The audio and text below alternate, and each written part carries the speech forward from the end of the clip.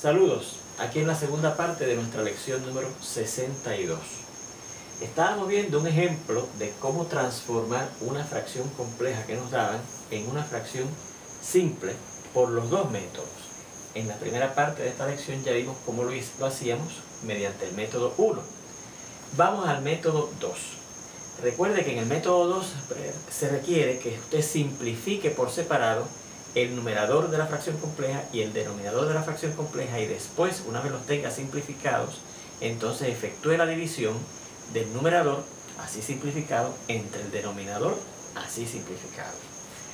Bueno, como es el mismo ejemplo, para ahora hacerlo por el método 2, recordamos que cuando íbamos a simplificar esta fracción, nos dábamos cuenta que la fracción que tenía en el numerador, esa fracción compleja, era a su vez, miren aquí, una fracción compleja, porque en su numerador habían fracciones.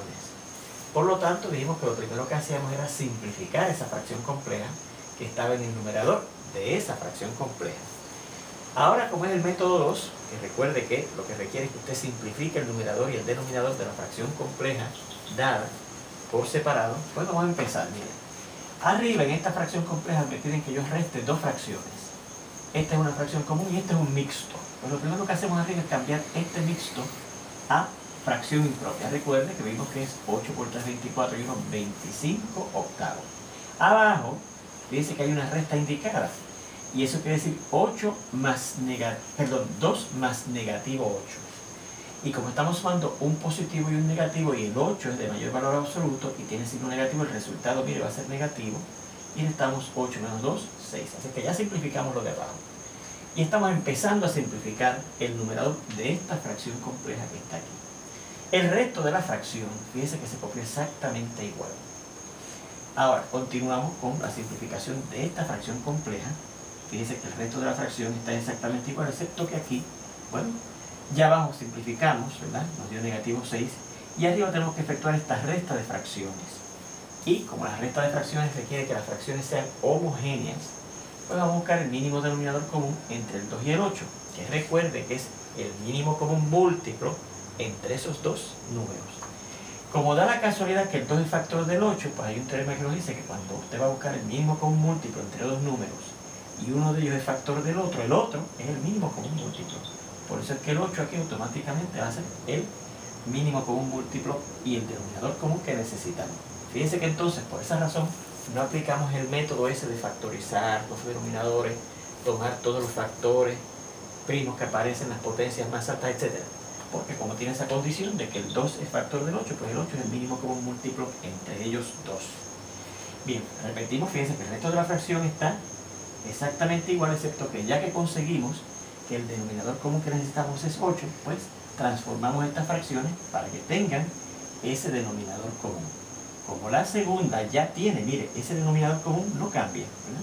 Porque el 8 no hay que multiplicarlo por nada, por lo tanto el 25 tampoco se multiplica por nada nuevo. Ahora, el 2 sí hay que multiplicarlo por algo para convertirlo en 8. Y en particular, ¿por cuánto hay que convertirlo? Mire, multiplicarlo, perdón. El 8 se divide entre 2 y da 4. Y 4 por 1 es 4. Así que la primera fracción se convirtió en 4 octavos. En la siguiente fracción, fíjense que todo se quedó igual, excepto que ahora efectuamos esta resta, ¿verdad? Y como ya estamos restando fracciones con denominadores iguales, homogéneas, podemos hacer una fracción con ese denominador común y arriba restamos 4 menos 25. Pero por la equivalencia de la resta, eso es lo mismo que decir 4 más el negativo de 25. En el siguiente paso, todo se queda igual, excepto que vamos a combinar arriba. 4 más negativo 25. Como el 25 es más grande en valor absoluto, su signo es negativo, el resultado va a ser negativo. Y restamos 25 menos 4, 21. Y ahí el resto se quedó igualito. Nada más hicimos esa suma arriba. Ahora, vamos a, finalmente, ya que tenemos simplificado el numerador de esta fracción compleja y simplificado el denominador de esa fracción compleja, ¿qué dice ahora el método 2? Pues usted efectúa la división del numerador entre el denominador, y eso es lo que estamos haciendo ahí, fíjense. Note que el resto de la fracción se copia exactamente igual, excepto que estamos diciendo, pues eso va a ser el negativo 21 sobre 8 dividido entre negativo 6. ¿Lo ve aquí? Bien, pues ahora estamos dividiendo esta fracción entre esta. Y recuerde que eso quiere decir la primera fracción multiplicada por el recíproco del segundo, que es 1 sobre negativo 6, ¿verdad? Y entonces también, fíjense que el resto del problema, el resto de la fracción se quedó exactamente igual. Continuando con esta multiplicación, ahora de fracciones. Yo noto que entre el 21 y el 6 hay un factor común que es el 3. Pues fíjense, 21 entre 3 da 7 y 6 entre 3 da a 2. Por eso es que entonces ahora en el siguiente paso todo queda igual, excepto que al multiplicar menos 7 por 1, pues negativo 7, y 8 por negativo 2, negativo 16. Bueno, pues esta es la fracción final que nos queda al simplificar esta fracción compleja que estaba arriba o en el numerador de esa fracción compleja. Pero fíjense que aquí, como los dos números, tanto el del numerador como el del denominador, en la fracción simple que obtuvimos son negativos, por el teorema de signos de una fracción yo puedo cambiar el signo arriba y abajo y me queda todavía más sencilla la fracción, sin signo hacia arriba y sin signo negativo ni arriba ni abajo. El resto del problema, fíjense que se queda igual. Ahora fíjense, como ya yo estoy simplificando, como ya yo aquí de hecho había encontrado la fracción simple a la cual se había reducido esta fracción compleja, fíjense que entonces en el siguiente paso, que yo apliqué arriba ya, el teorema de signos de una fracción, empiezo abajo a simplificar el denominador por separado, ¿verdad? Ya empecé aquí a simplificar el numerador y ahora empiezo de una vez a simplificar el denominador. Fíjense lo que estoy haciendo al empezar a simplificar este denominador. Como aquí tengo que hacer esta multiplicación de esta fracción por esta fracción, empiezo cambiando esta fracción impropia a un mixto. Y sería 3 por 3, 9 y 1, 10 tercios, ¿verdad? Por el 4 quintos, más. Y aquí también cambio esta fracción, este número mixto, perdón, a una fracción impropia, negativo, porque es negativo, y entonces 2 por 5, 10 y 1, 11 medios, que está al cuadrado. Arriba, ahora fíjense que teníamos una suma de dos fracciones, donde yo puedo pensar que este entero está sobre 1. Así que fíjense que estoy sumando fracciones heterogéneas, no tienen el mismo denominador. Pues lo buscamos. Que recuerde que va a ser el mínimo con un múltiplo entre el denominador de esta primera fracción, que es 1, y el 16. Pero como 1 y cualquier número son relativamente primos, pues cuando usted tiene que dos números son relativamente primos, el mínimo con un múltiplo es la multiplicación de los dos. Y 1 por 16 es 16, pues ese es el denominador común que necesitamos para las dos fracciones de arriba poderlas sumar. Abajo, vamos a hacer la multiplicación aquí. Yo noto que entre este 5 y este 10 está el factor común 5, porque 5 entre 5 da 1 y 10 entre 5 da a 2. Así que por lo tanto, ahora multiplicando lo que quedó, 4 por 2, 8 y 1 por 3, 13. Más. Y aquí voy a cuadrar la fracción negativo 11 medios. Eso quiere decir que voy a multiplicar negativo 11 medios por negativo 11 medios. Bueno, negativo por negativo da positivo, ¿verdad? Por eso es que la fracción que me resulta es positiva. Y si yo multiplico 11 medios por 11 medios, 11 por 11 es 121 y 2 por 2 es 4. ¿Ven? Bien, y ahora en el siguiente paso arriba puedo sumar, porque ya tenemos una suma de fracciones homogéneas, y abajo tengo que sumar esas dos fracciones. ¿Ven? Pues abajo necesitaré también un denominador común. Y el denominador común entre 3 y 4 será el mínimo común múltiplo entre el 3 y el 4. Y observamos que como el 3 y 4 son relativamente primos, o sea que el máximo común divisor entre 3 y 4 es el número 1, pues el mínimo común múltiplo, por un teorema que vimos hace par de lecciones atrás, hace par de lecciones antes, el mínimo común múltiplo será multiplicación de ellos dos, 3 por 4, ¿verdad? Y por eso es que en el siguiente paso, ¿ves? Los denominadores de abajo han sido convertidos a 3 por 4, que es 12. Arriba, mientras tanto, como ya yo podía sumar 32 16avos más 7 16avos, eso sobre 16, 32 más 7, perdón, 32 más 7, 39 16avos. Y abajo, mientras tanto, hemos dicho que vamos a transformar estas dos fracciones de manera que tengan este denominador común. ¿Eh? Bueno, pues miren, ¿por cuánto hay que multiplicar el 3 para que se me convierta en 12? Pues dividimos 12 entre 3, que da 4, y ese 4 por el 8, que está arriba, en el numerador, da 32.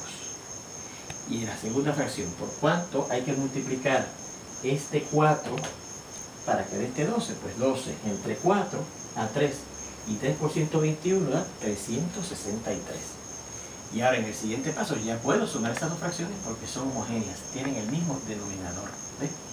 Y entonces escribimos una sola fracción con ese denominador y sumamos los numeradores. 32 más 363 da 395. Y recuerde que la fracción del numerador ya se había simplificado, así que la volvemos a copiar. Bueno, pues ya hemos simplificado por separado el numerador de esta fracción compleja, de esta fracción compleja que teníamos aquí, y el denominador de esa fracción compleja también. Por lo tanto, ahora procedemos a dividir. El método dice, una vez ha simplificado por separado el numerador y el denominador, divida el numerador, que en este caso 39/16, entre el denominador, que es 395 doceavos. La división de una multiplicación de una fracción, recuerden que se convierte en la multiplicación de la primera fracción igualita por el recíproco de la segunda, que no es otra cosa que virar la fracción al revés. Y entonces yo noto que entre 16 y 12 está de común el factor 4, pues lo cancelamos. 16 entre 4 a 4 y 12 entre 4 a 3. Ya no queda más nada en común, así que multiplicamos 39 por 3, 117, y 4 por 395 da 1580. Si usted se fija en la fracción simple a la cual llegamos en la primera parte de esta misma lección, al simplificar esta fracción compleja por el método 1, verá que nos dio exactamente igual. O sea, y era de esperarse, sea por un método que usted simplifique una fracción compleja, o sea por otro, por uno de los dos métodos, la respuesta final tiene que ser la misma. Bueno, vamos entonces, con eso terminamos lo de fracciones complejas.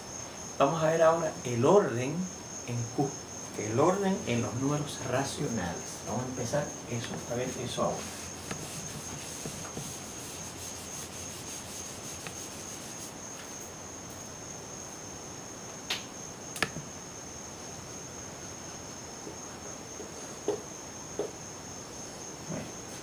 Recuerden que yo estudié el orden en los números enteros, ¿recuerdan? ¿Y qué fue lo que yo hice al ver el orden en los números enteros? Bueno, primeramente vimos que había unos números enteros que eran mayores o menores que otros, ¿verdad que sí? Había unos enteros que eran mayores o menores que otros. Y al hacer eso, al ocurrir eso, pues yo podía colocar los números enteros en cierto orden, Por ejemplo, en la recta numérica los colocamos así, la recta numérica de los números enteros, ¿verdad? Recuerde que era una raya, usted ponía dos flechas a cada extremo, que iba a decir que esa raya sigue para allá todo lo que usted quiera, igualmente hacia la derecha. Localizamos un punto y le asignamos el entero 0. Y escogíamos otro punto y localizábamos el número 1, que habíamos probado que era el natural más pequeño, ¿verdad? Y entonces el 1 era más pequeño que el 2 y el 2 era más pequeño que el 3, así que decidimos, y igualmente el 0 era más pequeño que el 1, porque cada número es más pequeño que su sucesor, así que íbamos colocando en ese orden, según fueran siendo más y más grandes, ¿verdad? Y entonces también descubrimos que entre un número entero y su consecutivo no había ningún número entero. O sea que yo estaba seguro que si el 0 estaba aquí y el 1 estaba aquí, el 2 me quedaba aquí, no me quedaba por aquí, porque no había ninguno, y estábamos a la misma distancia, porque recuerde, para usted pasar de un número entero a su sucesor o su consecutivo, usted sumaba 1 y representábamos esa cantidad por el largo de ese pedacito de la recta, ¿ves? Y ese largo lo llamamos el largo unitario. El largo unitario. Así que entre cada número entero y su sucesor hay un largo unitario. Y entre medio de los números enteros que localizamos en la recta numérica no había más números enteros. Ahora sabemos, porque hemos descubierto que hay los números racionales, algunos de ellos se encuentran entre los números enteros. Por ejemplo, aquel caso de que el amigo de Pablo se llaman 1 1/4 de bizcocho o de hogaza de pan, pues era más de 1 pero menos de 2. Pues ese número de alguna manera le corresponderá un punto que está entre 1 y 2 en la recta numérica. Y para eso es que tenemos que aprender cómo distinguimos el orden en los racionales. Cuándo es que un número racional va a ser menor o mayor que otro. Y eso lo vemos ya en la siguiente lección. Nos vemos entonces.